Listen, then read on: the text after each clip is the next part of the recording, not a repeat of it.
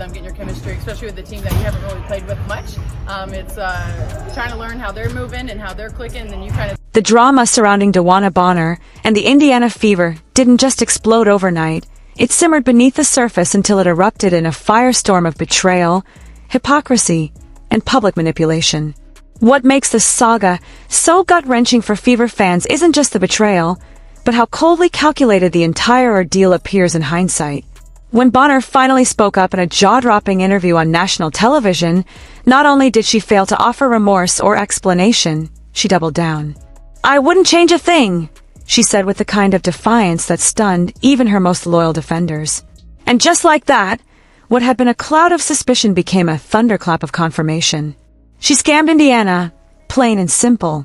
Bonner signed a max contract, collected checks, vanished from the team for 5 straight games, citing vague personal reasons, and then orchestrated this team, this university, been, amazing friends to all of us as well. So more than anything, doing it for those two, I think, they're her way out of town. Then, with a straight face, she went on live TV and painted her departure as a spiritual journey. "It carried me to Phoenix for a reason," she insisted. "No, DeWanna, it carried you there because you quit, because you made up excuses, because you saw an opportunity to bail on a young team trying to build something and instead chase comfort and personal gain in a familiar environment next to your fiancée, Alyssa Thomas. The only reason behind this journey was convenience, not destiny. The level of arrogance required to not only walk away from a team mid-season, but then defend it so publicly is staggering. She didn't just ghost a franchise, she ghosted a fan base that embraced her, cheered for her, bought her jersey, and gave her chance after chance. Fans who thought they were getting a respected veteran leader got a part-timer putting up brick shots and low-effort performances. And when her role diminished, so did her interest in showing up.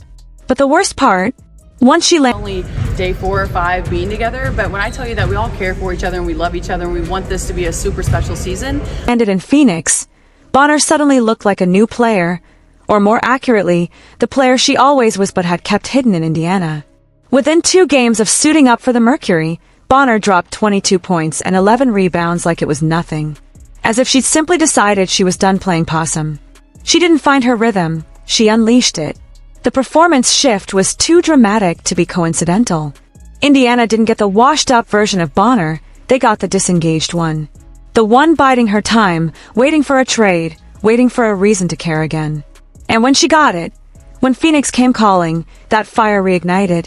It wasn't fitness. It wasn't system fit. It was manipulation. And it was deliberate. Even before her exit, fans suspected something was off. Her numbers told the tale of a veteran who had mentally checked out. A mere 7.1 points per game, 3.8 rebounds, and 1.6 assists.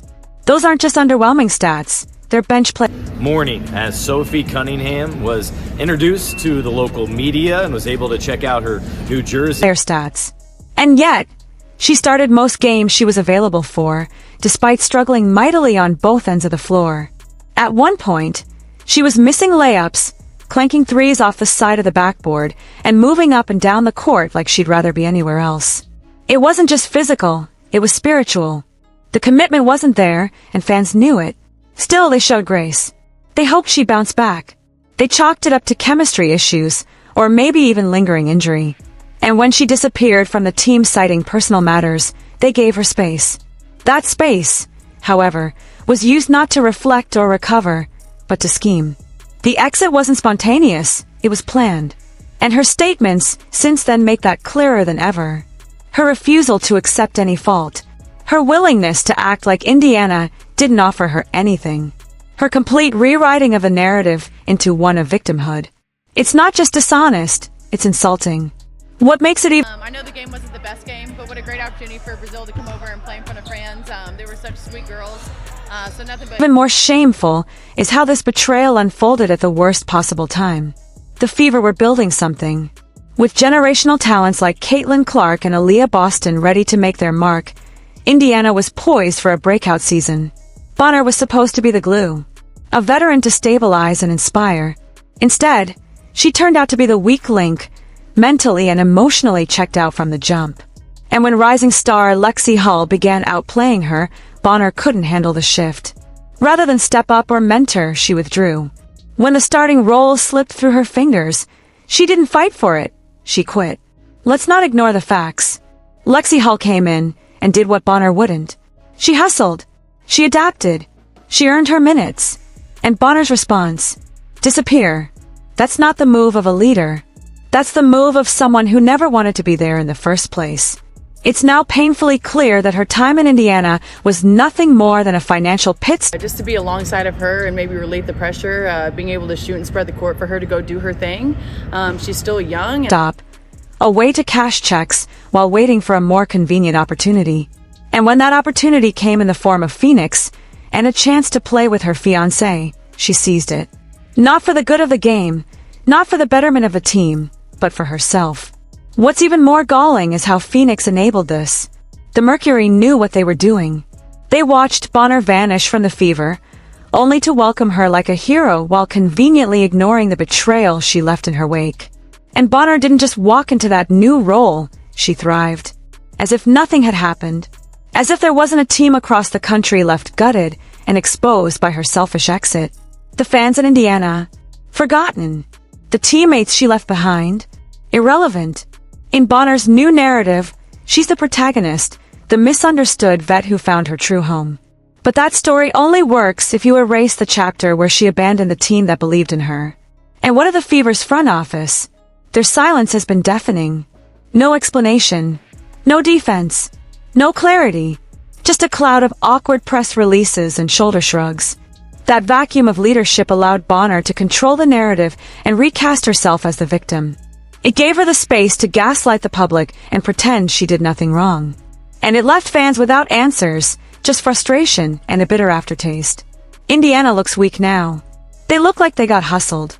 And if they don't step up soon to change that perception, this won't be the last time it happens. When you're building a franchise around future superstars like Caitlin Clark, you can't afford this kind of chaos. You can't allow players to twist the system and walk away from contracts without consequences. You can't send the message that effort is optional. Because if you do, you don't just lose one player, you lose credibility. You lose trust. You lose control. And in a league where every roster spot counts, that's a disaster. Bonner didn't just walk away. She burned the bridge, salted the earth, and smiled while doing it. Her everything happens for a reason speech wasn't inspirational, it was a smokescreen. The reason she ended up in Phoenix was because she made it happen. She manipulated her exit, plotted her destination, and weaponized her personal life to justify the whole thing. And while fans in Indiana sit with the sting of betrayal, she gets to ride off into the Arizona sunset with a smile on her face and Zoom questions, we kindly ask that you utilize the raise hand function for that. Once our press conference is over today, we invite anyone $200K in her bank account. That's not a journey. That's a con. In the end, Bonner's time in Indiana won't be remembered for what she brought to the team, but for what she took from it. Time, money, trust, and hope. She arrived with promises and left with excuses. And in her wake, she left a blueprint for how to exploit a team's goodwill and vanish without accountability. It's a lesson for Indiana's front office, a cautionary tale for the WNBA, and a slap in the face to fans who just wanted to believe in something. So where does Indiana go from here? They pick up the pieces. They learn. They adapt. And they move forward, smarter, tougher, and less willing to be fooled by veteran smiles and polished media quotes. Because while DeWanna Bonner may have written her own ending to this chapter, it's up to the Fever to make sure no one ever writes one like it again. If you're as stunned and disappointed by this whole saga as we are, sound off in the comments below. Should the WNBA investigate Bonner's actions? Was this a betrayal or just business? And do you think the Indiana Fever will recover from this fiasco? Don't forget to like, subscribe, and turn on notifications so you never miss another breakdown of the biggest stories in women's basketball. We'll see you in the next one.